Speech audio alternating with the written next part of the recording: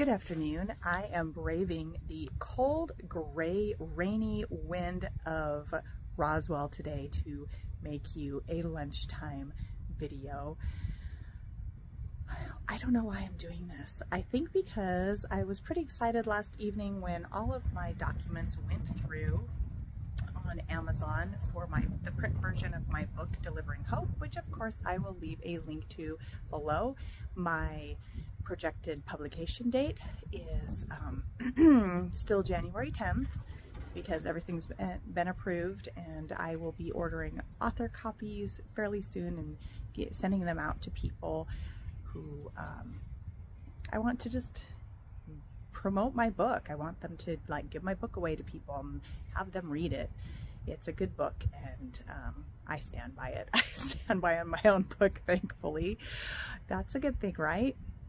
Yeah, so I'm here to, aside from freezing myself here in front of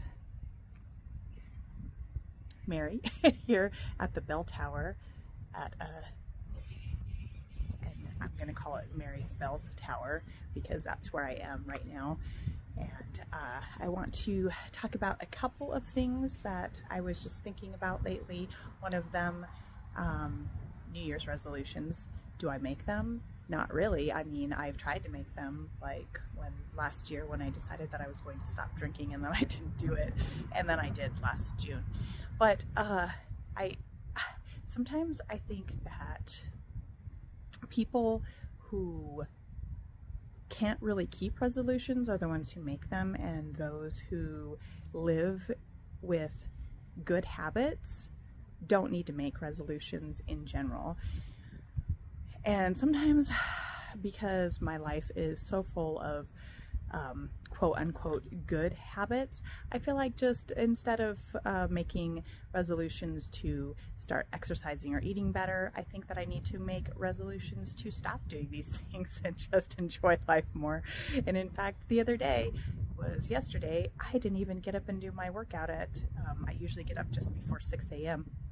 when it's dark and it's cold, and I get up and I do my workout. And yesterday I didn't do it. I was too tired, and probably the whole holiday season helped to contribute to this exhaustion, but I didn't want to get up, and I didn't get up. And I thought, you know, maybe I'll make a resolution to stop doing all these habits, but I probably won't.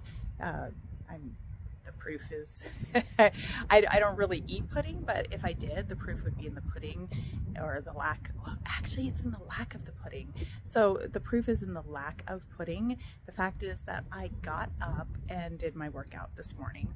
And of course, because this always happens, every single time I decide to do a lunchtime video, I'll have done an upper body workout and my arms are already tired from lifting weights, and then I'm going to hold this camera and possibly risk dropping it at some point, at that point you will see the sky and the birds flying across the sky, the gray sky, not the amazing New Mexico blue sky that all of us New Mexicans, this is why we live here and this is why we stay here, because we get all that wonderful serotonin from the sunshine.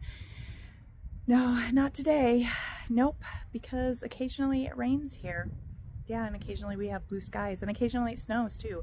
And I heard that it could possibly snow, but I don't think it will. We did get our rain.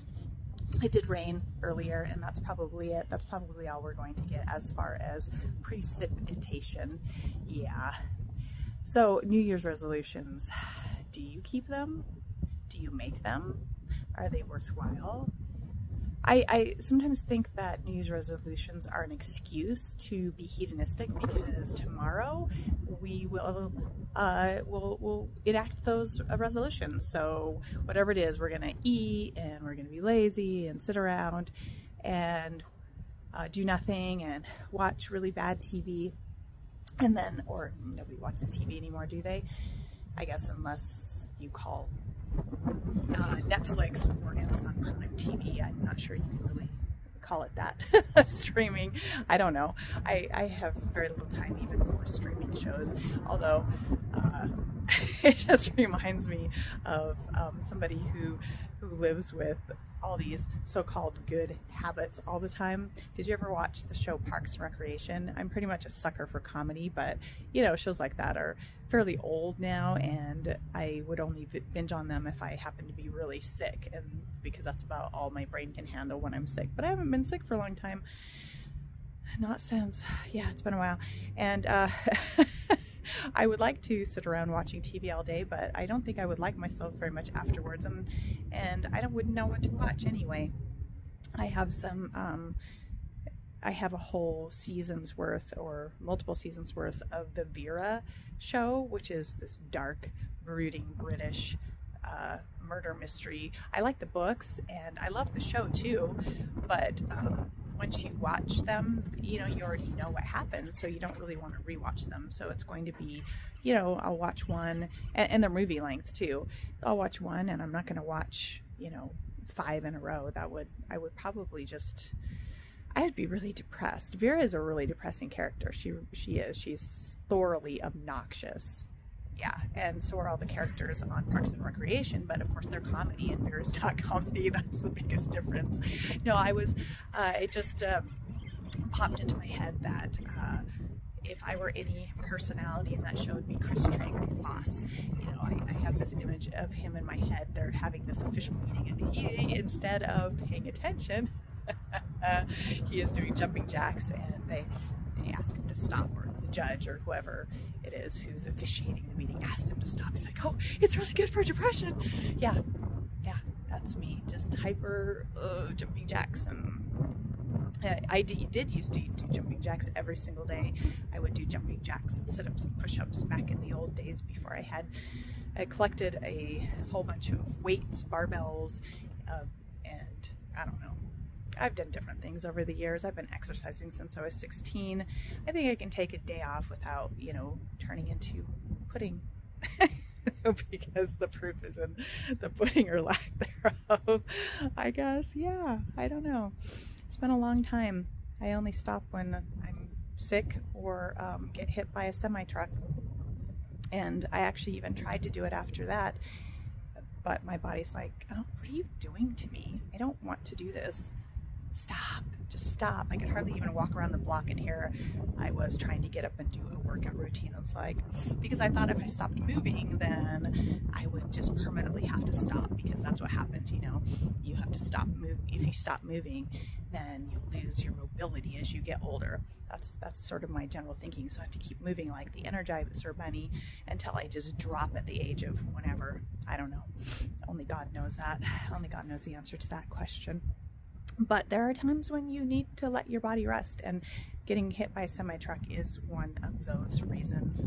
That should be fairly obvious, but it's not obvious to somebody like me who just feels like I have to get up and do my normal routine every single day.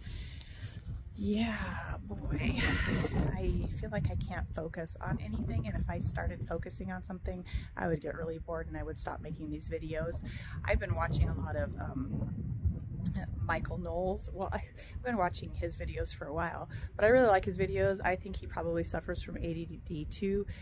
You could probably say that his general theme is conservatism, and my general theme is probably more Catholicism, as you can see. Or Christianity. I don't know what you want to say, because I can't stay focused on one topic. But see, as long as you know that my book really does stay focused on the main characters and the 3 murders that they're going to solve, the amateur detectives are going to solve. It's a great book. It's funny, and yeah, I guess that does suffer from ADD too, because it's a murder mystery, ghost story, comedy. Because, you know, I can't really, I thought about, well, could I categorize it as a cozy? No, I really probably couldn't, because there is some campy fight scenes and some bad language, so it probably wouldn't be a cozy. I like to read cozy mysteries because I don't like to read a lot of it's just terrible that all the book genres have been infiltrated with sex, and I do not like reading murder mysteries or mysteries of any kind and have to suddenly get assaulted with very detailed blow-by-blow sex scenes. Like, this is not what I purchased this book for, but whatever. It's sort of everywhere, and I guess it reaches an audience, but that's why they have this category called cozy. And if you don't like, you know, lots of sex in your books, then, or not even lots, there's like 0 in my book, because I'm not going to have that. Why would I? Would not do that. And here I go, walking my camera again, because I have to change hands. Gosh, yes, it's icy. Gotta warm up my fingers. Okay, so yeah, I think he probably suffers from ADD too, and that's why his videos are intriguing to me, because they're funny, and he's funny, and he's just got a good personality. So I like watching all of his videos. It doesn't really seem to matter what they're about. They're always sort of Michael Knowles focused, so they're personality focused, and maybe I don't have a kind of engaging personality, but we'll let that pass. It does not really matter. Anyway, the other thing that I was thinking about, aside from New Year's resolutions and why I might even cast them aside, but I probably won't. Well, the one resolution, I know it wasn't even a resolution, but I did a Bible in a year last year from the Amen app. I've talked about that before. I don't really like the translation they use, but it was still worthwhile. I do not know that it's worthwhile to just listen, because it allows the mind to wander. Of course, reading allows the mind to wander as well, but if you're reading and listening, there is less chance that your mind will wander. So it's still a worthwhile venture. But as far as other types of New Year's resolutions, like, what could I possibly do? I can't even think of what I would do. I gave up drinking in June, so I'm not that. I eat a fairly balanced diet, so that's not it. I exercise every day. I've read the Bible through multiple times, so it's not like I mean, yeah, it's always good to read it, but starting in my 20s, I just decided that I should know what it said, so I read the whole thing from cover to cover, and was then considered a dangerous Bible expert, which I am not at all, because it's yeah, have you seen how many pages are in it? Yeah, there's no way even reading it. And then I read it with my kids over and over again. We did yearly Bibles numerous times, and so I just don't feel this great compulsion to start that as a New Year's resolution. Maybe just make these videos more intriguing, interesting, play my accordion more on the videos, because I already play my accordion for an hour a day, so what could I possibly do? It's really sad. There's nothing that I could think of that I would want to do for a New Year's resolution.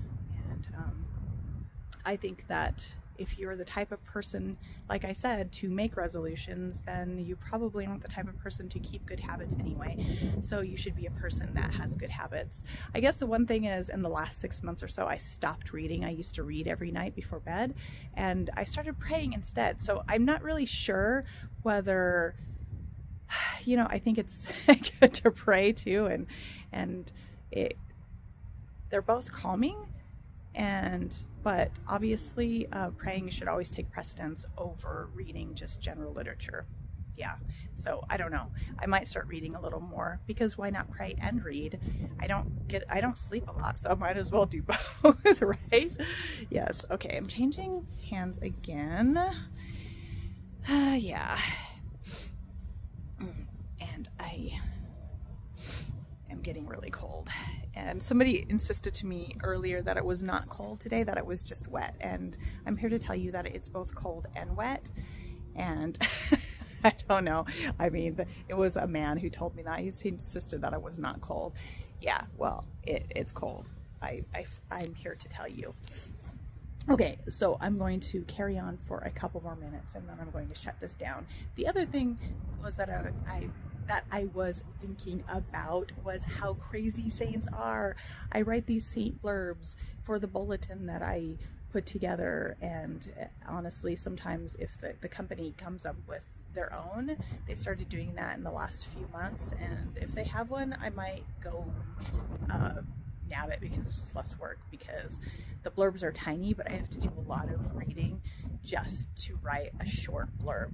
But I was thinking how crazy saints are, because for the bulletin that I'm making, the saint is Saint Anthony the Great, and he lived in the 3rd and 4th century Egypt, and he came from wealthy landowners, and he decided that he wanted to sell all of his property and give everything away to the poor when he was about 20 years old, and live the life of an ascetic. So that's kind of crazy, and partly the reason why I was thinking it was crazy is because we don't really have a lot of information on him, but one thing we do know about him is that he was tasked with the care of his sister who was unmarried, and instead of like getting her house on the property that his family owned and managing it so that he could care for her, he put her in a I guess a group of nuns. I'm not really sure, it's not specific. It says Christian virgins, so that's probably something like a nunnery, and sold all the property. And to me that just sounds irresponsible, but what do I know? Maybe she wanted it. We just don't have enough information about him to know.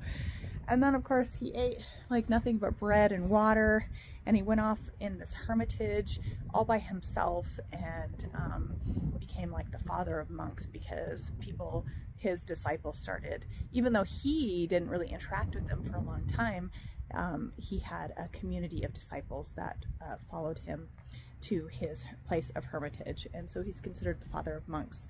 But I also don't think that it's always a very good idea for Christians to live a hermit's life, because we're supposed to be out interacting with people and spreading the goodwill of the gospel. That is our task as Christians, and I guess if God called us to, a handful of us, to hermitages, that could also be something that, a calling that God could have. Okay, I'm going to shut this down. Arms are getting cold, my hands are getting cold, my arms are getting tired. So have a great rest of your first New Year week, and I will see you again this weekend.